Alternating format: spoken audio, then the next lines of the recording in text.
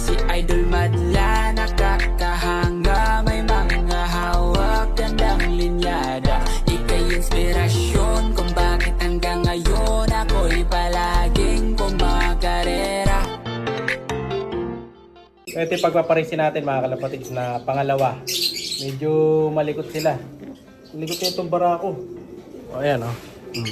Medyo naglilikot yung barako sa hawak ko doon sa kabilang side eh. Hindi ko masyado mapakita sa inyo. Pero ito sila. Ayan. Ayan. Nalaglag na yung balahibo. Kaso parang lugon pa ata eh. So tingnan natin. So ito yung hen na maganda yung pinakita ko kanina. Ito naman yung pula. Pakita ko sa inyo yung pula. Ito yung pula na malikot.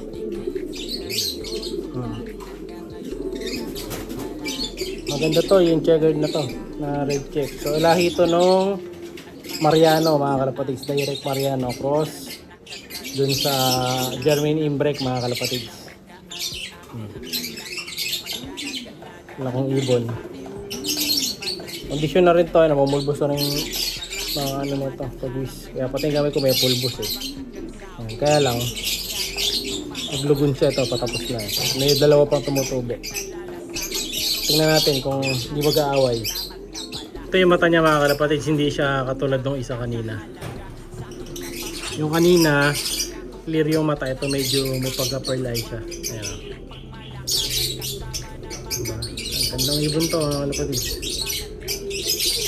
So ito yung kapatid ito nung may superset natin eh. Hindi siya kapatid, pamangkin siya. Pero alam ko kapatid siya sa nanay eh. Ayan o. Yung Imbrek Mariano natin na isa, si Boy Tigas. Ayan.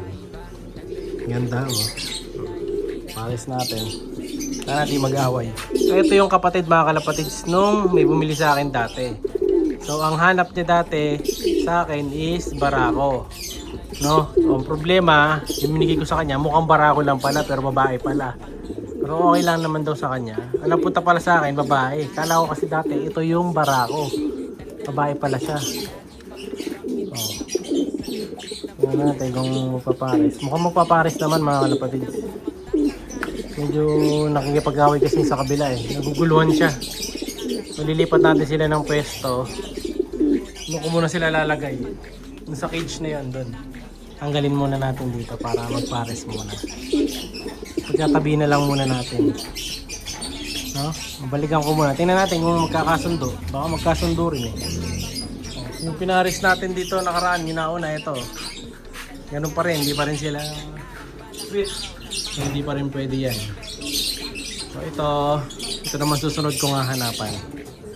Pero di ko pa alam ang gender niya. So baka tanggalin ko na siya dyan. Lipat ko na yan doon. Doon natin lagay. No? Para makuha na natin ang kapares to. Pero mukhang babae. Pero alisin muna natin to. Tinubugbog niya. Ganda pa naman nito. Tahimik lang. Ito yung gusto kong kalapatin. Tahimik lang eh. Pero ang pogi oh. Kasi ang ganda.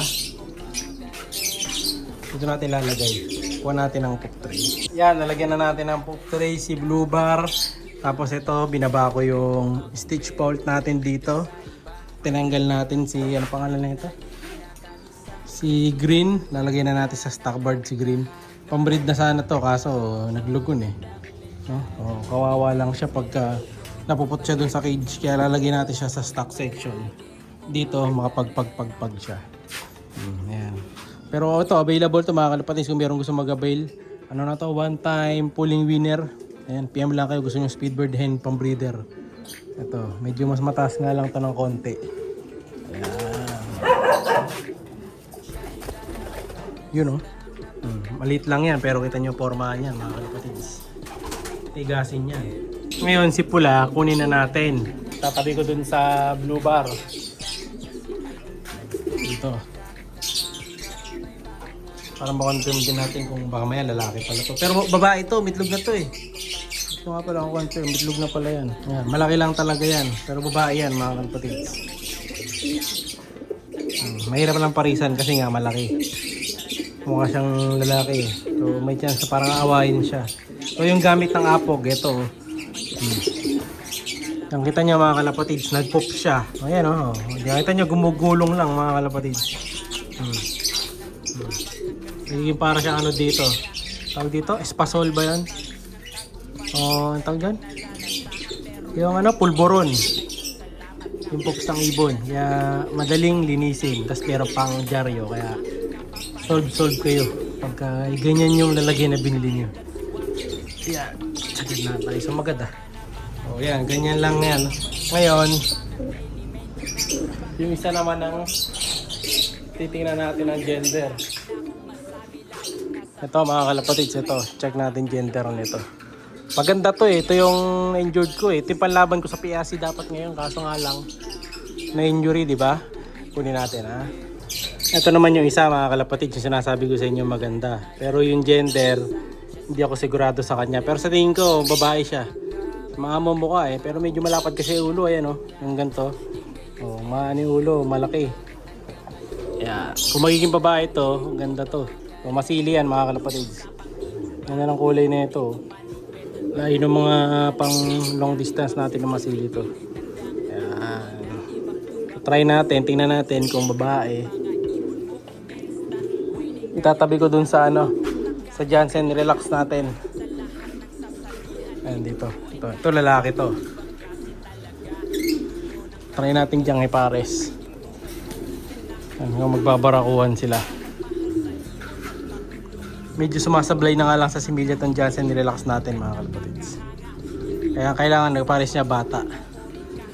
So ito yung ibon na ano,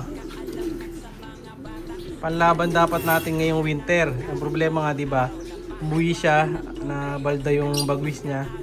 Kaya ayun, kinancel ko na siya sa karera. Kasi pag tinuloy natin to, wala, lugi na siya. Kasi may tama na yung bagwis niya, mga kalaban niya healthy. Baga siya may injury na, so hindi pwede mga kalapatids. Kung sa basketball may tama siya, kaya hindi na siya pwedeng pang durugan. Medyo mababawasan ang performance niya. Kaya tinigil natin sa training. Naka PRC pa naman yan, winter. Meron pa naman tayo sa taas pang winter, alam ko dalawa pa yon. Kasamahan natin ng mga old bird. So, marami tayong uubusin. Problema, ayaw bumara ako nito ah. Tamad bumara ako to mga kalapatids eh. Jansen Relax na to oh. Isa natin yung cage. Ayan. Pagtabihin natin. Ayan. Tignan natin kung babaraho ka. Ayan na. Nako.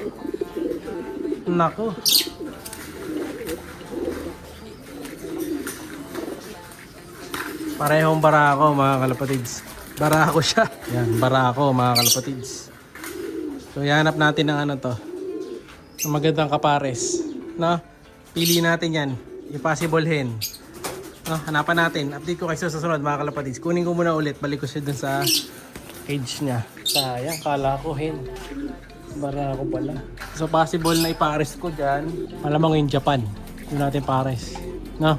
So update ko na lang kayo mga kalapatids. Yun na muna para sa araw na to. Siya'y kalapatistang napakagaling na kinakilala.